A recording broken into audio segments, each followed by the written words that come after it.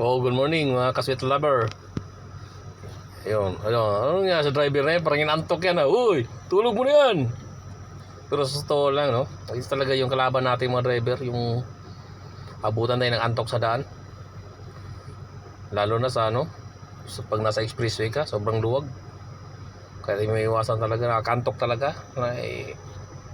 Wala, tiis. Tiisin talaga antok, laban talaga. Gagawa ka ng paraan. Isipin mo naman, ganito kaluwag, di ba? Di ka ba naman antokin yan, ganyan kaluwag. Tapos wala ka pang kausap, antokin ka talaga. Ayan, Kaya lahat ng paraan gagawin mo talaga. Huwag ka lang makatulog. Minsan pag hindi ko kinaya nga, tumatabi ako sa magasolinan, idlip muna ako. Galing ako sa yan, Odanita Trusales SM. Chapter visit kami ng bus ko. Kasama ko yung bus ko niyan. Di ba?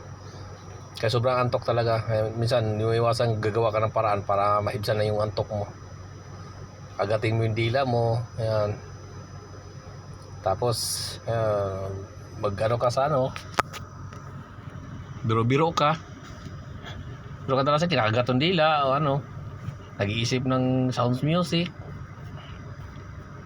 Pero antok talaga pag nag-drive ka, isipin mo naman yan, diba? Kuskus sa mata para ayan, parang lang, parang iwala, diba? Kapag antokin ka, yun talaga gagawin mo kasi mahirap na abutan ng makatulog nako. Gaya ng kasabihan, pag sampa mo na sa sasakyan, yung isang paa mo nasa hukay na. Di ba? Makatulog ka, pagising mo lang. Yung kasama mo. Bagsak, di ba? Bagsak kasama mo. May kasama ka, bagsak naman. Continue lang buhay, tuloy-tuloy lang yung natin. Para kailangan lahat handang gawin para sa pamilya. Kasi oras na mag-absent ka ng isang araw, malaking kawalan sa sahod mo yun. Lalo na maraming kaltas, mga benefits. Tapos absinan mo pa ng isang araw, ay wala na, kukulangin talaga sahod mo.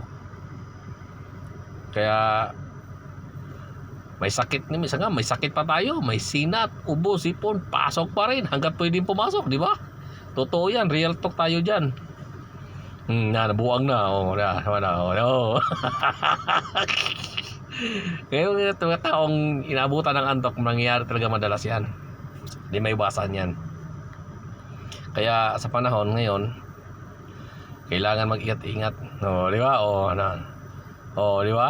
Tingnan mo yung kalsadang yan, Di ka ba abubutan ng antok niyan, Kanyang kaluwag. Takbo ko yan, lang yan, nasa 100 kph lang yan. Kasi mahirap mag-overspeeding yan, mahigpit yan yan siya sa EC6.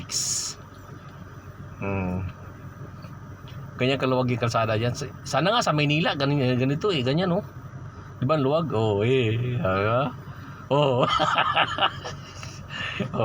Yan ang mangyari sa mga taong antok, di ba?